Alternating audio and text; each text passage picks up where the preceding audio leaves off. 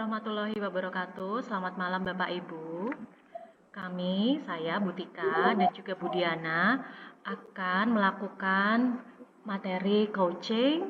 Di sini saya sebagai coach dan Budiana akan sebagai coachee. Baik Budiana, untuk skenario yang pertama, Ibu sudah siap? Siap, Bu. Monggo.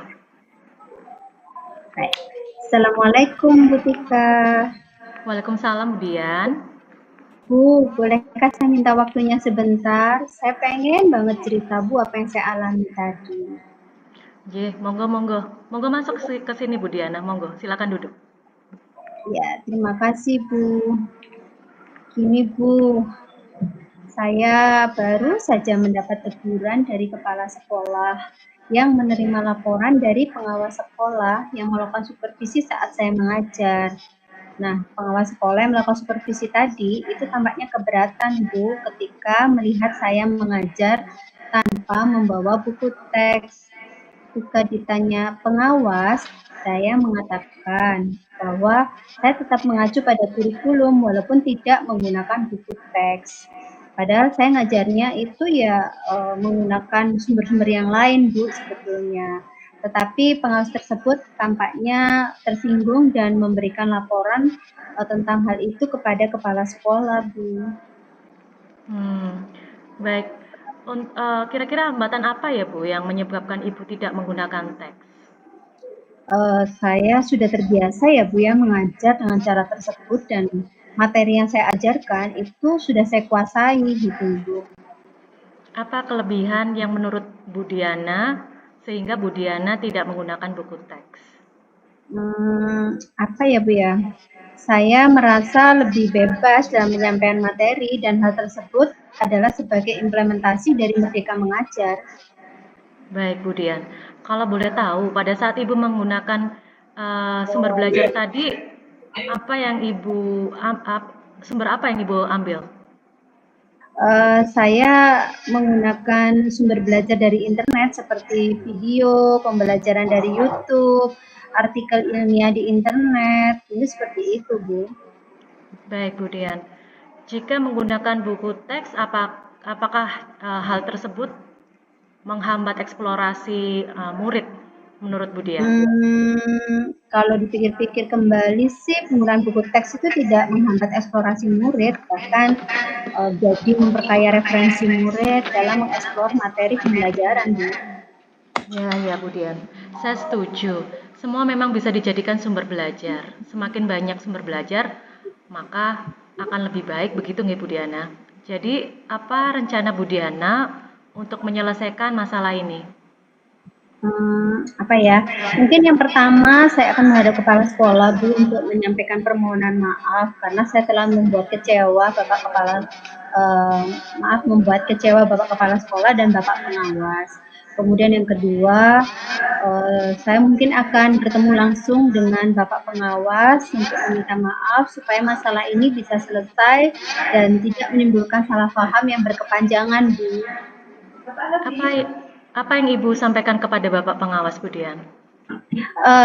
Saya akan mengatakan bahwa saya akan mengajar menggunakan banyak sumber belajar, diantaranya buku teks, internet, video pembelajaran, dengan tujuan ya supaya murid-murid dapat mengeksplorasi materi dengan merdeka, Bu. Bagus sekali rencana Budian. Semoga rencana tersebut akan berhasil, nggih. Dan apa ya, Bu, kira-kira komitmen Ibu terhadap rencana tersebut ke depan? Saya berkomitmen untuk selalu membuat rencana pembelajaran yang menggunakan banyak sumber belajar untuk untuk eksplorasi materi sehingga murid-murid saya dapat menjalankan merdeka belajar dan saya akan membuat murid-murid saya senang dalam kegiatan eksplorasi materi tanpa ada unsur paksaan dan semua pembelajaran untuk pemilihan sumbernya akan saya serahkan kepada murid-murid saya, Bu. Wah, bagus sekali tuh Budian. Saya sangat mendukung. Mudah-mudahan semua dapat berjalan dengan lancar sesuai dengan harapan Budian, nggih. Terima kasih, Bu, atas waktunya untuk sharing hari ini. Budian, mudah-mudahan kita bisa menjadi guru yang selalu dirindukan oleh murid-murid kita. Amin, terima kasih. Baik, Bapak Ibu, Demikian adalah skenario yang pertama. Kami akan melanjutkan pada skenario yang kedua. Nanti kami akan bertukar peran. Jadi Bu Diana akan sebagai coach dan saya akan menjadi coachee. Begitu nggih, Bu Dian? Nggih, Ibu. Monggo. Baik. Jadi saya akan sebagai coachee Bapak Ibu. Assalamualaikum warahmatullahi wabarakatuh, Bu Dian. Waalaikumsalam warahmatullahi wabarakatuh, Bu Tika. Bu Dian, bolehkah saya meminta waktu panjenengan sebentar? Kira-kira 10 menit saja, Bu Dian. Ya, boleh Bu Tika, boleh. Boleh, silakan Bu Tika. Begini Bu, saya ingin mengkonsultasikan, mungkin juga bisa sharing sebentar nih Bu, tentang Akil nih loh Bu. Dia sudah lama tidak masuk sekolah, dan jika dia masuk pun itu datangnya terlambat. Dan nilai-nilai tugasnya serta ulangannya itu banyak yang kosong loh Bu Dian. Gitu ya Bu ya. Jadi murid Ibu itu sering tidak masuk sekolah. Kira-kira apa ya Bu penyebabnya dia sering tidak masuk sekolah? Sebenarnya murid saya itu tidak sesuai Bu di jurusan yang sekarang, di fase F ini. Karena dia masuk ke F8 itu paksaan dari orang tuanya Bu. Oh, gitu ya. Kita cuma punya waktu sebentar ya tadi ya dalam obrolan ini ya Bu Tika ya. Iya Bu. Kira-kira apa sih yang ingin Ibu dapat dari obrolan kita hari ini? Begini Bu, saya ingin dia itu bisa lebih rajin masuk sekolah dan motivasi belajarnya itu juga ada. Meskipun jurusan yang sekarang itu pilihan orang tuanya, gitu loh Bu Dian. Oh, supaya murid Ibu tetap rajin masuk sekolah dan memiliki motivasi belajar gitu ya Bu ya? Iya Bu.